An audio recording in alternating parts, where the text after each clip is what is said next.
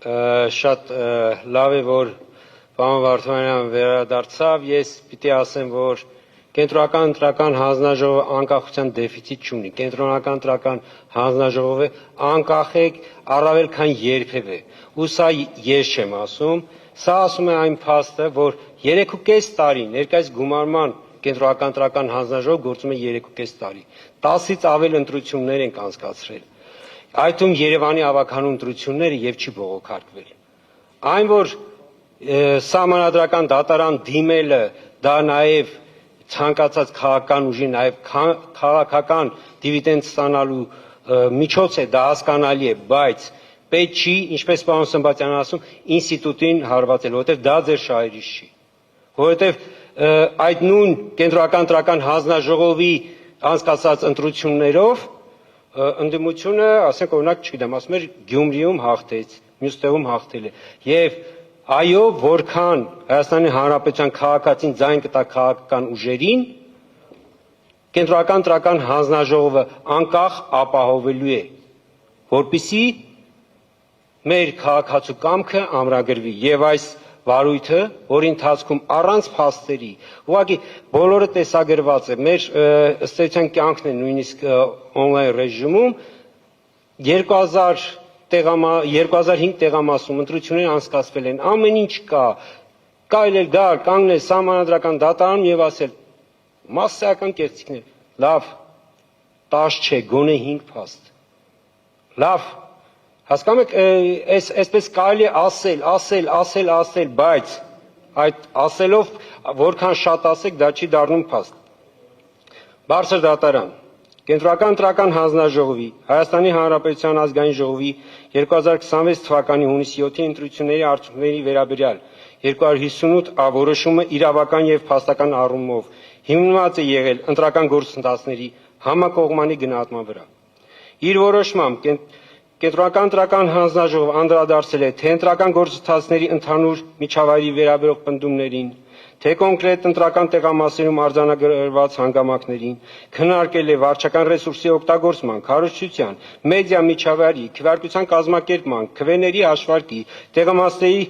տեղամասային գրանցամատյաններում կատարված գրառումների, վերահաշվարկների բողոքների հետ կապված հարցերը կն արձանագրել է, որ դիմումներն ու բողոքները քննվել են իրավասու մարմինների կողմից, տրվել են պատասխաններ, իսկ անհրաժեշտ դեպքերում իրականացվել են վերահաշվարկներ, շտկումներ կամ այլ իրավական գործողություններ։ Հրապարակայնությունը ապահովելու նպատակով կայքում հրապարակվել են տեղամասային արձանագրությունների սկանավորված քաղվածքները, ընտրողների ստորագրված ցուցակները եւ տեխնիկական սարքավորումներից ստացված տվյալները, ընդհանուր առմամբ վերահաշվարկի դիմումների հիման վրա, ինչպես նաեւ հանձնաժողովի նախաձեռնությամբ կենտրոնական ընտրական հանձնաժողովի պահանջով նաեւ վերահաշվարկվել է 637 ընտրական տեղամասի արդյունքներ, որպեսզի փարատվեն ստացված դիմումներով արտացոլված բոլոր մտահոգությունները։ Կենտրոնական ընտրական հանձնաժողովը եզրահանգել է, որ դիմումներում ներկայացված պնդումներով չի հավաստում այնպիսի խախտումների առկայություն, որոնք կարող էին ազդել ընտրությունների ընդհանուր արդյունքների վրա։ Միաժամանակ այն տեղամասերում, որտեղ առկա են եղել բավարար հիմքեր կասկածի տակ դնելու քվեարկության արդյունքների արժանահավատությունը, արդյունքները ճանաչվել են անվավեր։ Պարոն Նովակիմյան, մնաց 5 րոպե խոսքի ավարտին։ Թիվ 12-13 ընտրական տեղամասի արդյունքները անվավեր են ճանաչվել, այն հիմքով, որ քվեարկության օրը ողջ ընթացքում բացակայել է ընտրությունների մասնակցող ազգային ժողովրդավարական բևեռ համահայկական կուսակցության թիվ 8 քվեաթերթիկը, թիվ 35 կոտորակ 65 եւ 10 կոտորակ 51 ընտրական տեղամասերի արդյունքները անվավեր են ճանաչվել կենտրոնական ընտրական հանձնաժողովի նախաձեռնությամբ։ Թիվ 35-65 ընտրական տեղամասի դեպքում գրանցամատյանում արձանագրվել էր, որ ժամը 20:00-ից հետո ընտրական տեղամասի դուռը փակված չի եղել եւ քվեարկությունը ավարտվել է միայն 23:38-ին։ Նույնաբնույթ իրավիճակ է արձանագրվել նաեւ 10 կոտորակ 51 տեղամասում, որտեղ քվեարկությունը ավարտվել է միայն 21:22-ին։ Այստեղ գրավոր տարբերակում մի փոքր քանոր ժամկետը չի բարել, ես ուղղակի անցնեմ առաջ, այնտեղ հիմնավորումներ 48.1 հոդվածի կենտրոնական ընտրական հանձնաժողովի լիազորությունների իրացմամբ։ Արդյունքները անվավեր ճանաչելու իրավական հետևանքները։ Վերոնշյալ 3 ընտրական տեղամասի արդյունքները անվավեր ճանաչումը ինքնին կասկածի տակ չի դնում ընտրությունների վերջնական արդյունքները։ Հակառակը, այն ցույց է տալիս, որ ընտրական վարչահայությունը առանձնացրել է կոնկրետ խնդրահարույց տեղամասերը, չեզոքացրել է դրանցում տեղի ունեցած ընտրական օրենսդրությանը չհամապատասխանող քվեարկության հնարավոր ազդեցությունը վերջնական արդյունքների վրա։ Այդ առանձին դրվագները չի տարածել այն տեղամասերի վրա, որտեղ նման իրավական հիմքեր չեն արձանագրվել։ Համավեր ճանաչված 3 ընտրական տեղամասերի արդյունքները չեն ներառվել քաղաքական ուժերի օգտին տրված ձայների հաշվարկում։ Դրանք օրենքի ուժով արտացոլվել են որպես անճշտություններ։ Հետևաբար, այդ տեղամասի արդյունքների անվավեր ճանաչումը չի խաթարել ընտրությունների վերջնական արդյունքների իրավաչափությունը, հակառակը այն ապահովել է, որ խնդրահարույց տեղամասերի տվյալները չազդեն ընտրությունների ընդհանուր արդյունքների վավերության վրա։ Բարձր դատարան։ Այս վարդի շրջանակներում անդրադարձ եղավ նաև հունիսի 15-ին իմ կողմից տարածված հայտարարությանը, այո, հայտարարությունը իրավական փաստաթուղթ չէ, այն միտված էր իրազեկել մեր հանրությանը, բայց միևնույն ժամանակ բացահայտում էր այն համոզմունքը, որի հիման վրա կայացվել էր կենտրոնական ընտրական հանձնաժողովի 258-ա որոշումը։ Կենտրոնական ընտրական հանձնաժողովը եզրահանգել էր, որ ընտրությունների նախապատրաստման, քվեարկության, ձայների հաշվարկի և արդյունքների ամփոփման ընթացքում չեն հաստատվել այնպիսի խախտումներ, որոնք կարող էին ազդել համապետական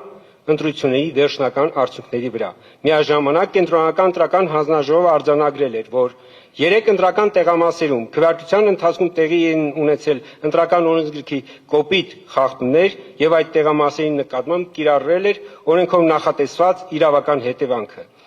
Ընտրական օրենսգրքի 101-րդ հոդվածի կիրառման համար էական է ոչ թե այն, որ խախտումը կարող էր ազդել կոնկրետ ընտրական տեղամասի արդյունքների վրա, այլ այն, թե արդյոք այն կարող էր փոխել ընտրությունների համապետական վերջնական իրավական արդյունքը։ Այդ ազդեցությունը գնահատում է ոչ թե ենթադրությունների, այլ ընտրությունների արդյունքների հաշվարկային մեխանիզմի միջոցով։ Տվյալ դեպքում 3 անվավեր ճանաչված ընտրական տեղամասի մասնակիցների ընդհանուր թիվը կազմել է 3395։ Ընտրական օրենսգրքի 95-րդ հոդվածի 4-րդ մասի նախատեսված անցողիկ շեմի հաշվարկային հիմքից այդ թիվը հանելու դեպքում անցողիկ շեմը պետք է հաշվարկվեր 1,457,676 թվից 4%-ը բարձրաձակ թվով կազմելու էր 58,307,04, Բարգավաճ Հայաստան կուսակցության ստացած 58,287 քվեները կազմում են վերը նշված